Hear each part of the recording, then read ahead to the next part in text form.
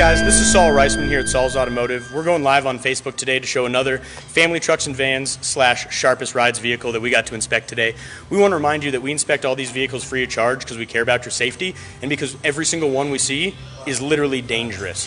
This 2010 F-150 that we're going to take a look at right now just came into us from somebody that was looking at buying it today.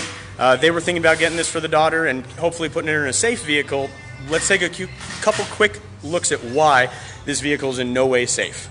First and foremost, when we were taking a look at the engine, we saw this gunk built up on the sides of the coolant reservoir.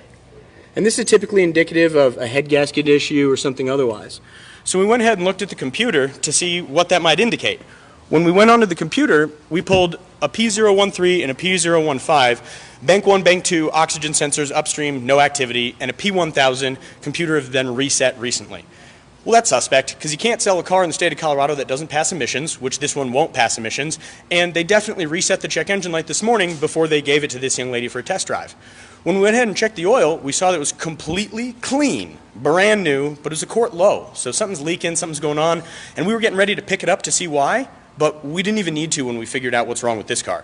So we try and find the sore spot in terms of why these cars were totaled that these guys put back out on the road. In the case of this one, when I was talking to the computer, I kept seeing low voltage codes in all the different modules. So we went ahead and did some investigating to see, because typically low voltage and high voltage codes are indicative of a short or ground issue somewhere. Battery checked out, alternator checked out, so we started looking inside. When we looked in the vehicle itself, we started seeing parts of water damage. Let's grab a light here and make this a little easier for y'all. Parts of water damage right along the edge of the headliner. We saw them all the way around the roof of the car. We then hopped into the back seat because it seemed kind of weird to only see them in the front. And similarly, in the rear of the vehicle, we can actually see water damage lines across the entire structure.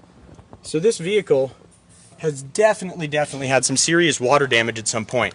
So why would these guys try and sell it? Well, they want to make money, but they want to make it in a not so politically correct way. So we kept driving. We wanted to see what exactly was the cause of why there'd be so much water intrusion.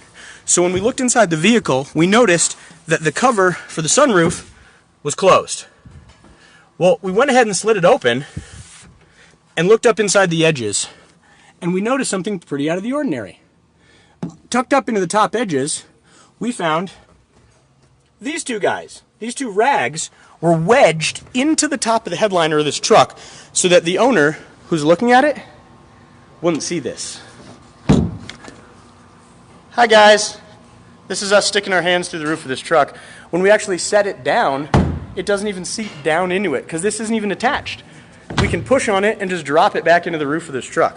So literally, there's nothing securing the sunroof in this vehicle, which is more than likely why we see these marks right here along the edges.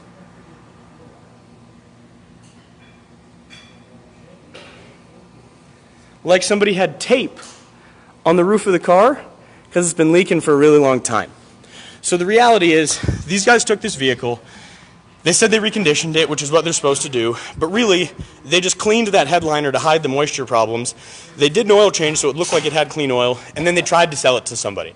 So we're going to go ahead and pull this vehicle from service. We're going to let the Secretary of State know. We're also going to send a letter to the dealer board logging the VIN number for this vehicle. The VIN number for this guy is 1FT FW 1 Edward Victor 4 Alpha Kevin Edward 16139. That way, if these guys try and sell this vehicle to somebody else, we'll be able to prove in a public record that they knew this was a problem, they knew that this would have serious issues, and they knew that this could jeopardize somebody's safety, as safety components will only work in the vehicle from the airbag and SRS system if they're the appropriate voltages. So we're going to go ahead and tag them in this video. Hopefully they respond and make a good decision here. If not, you'll hear another video from us shortly. Thanks for watching. Talk to you soon.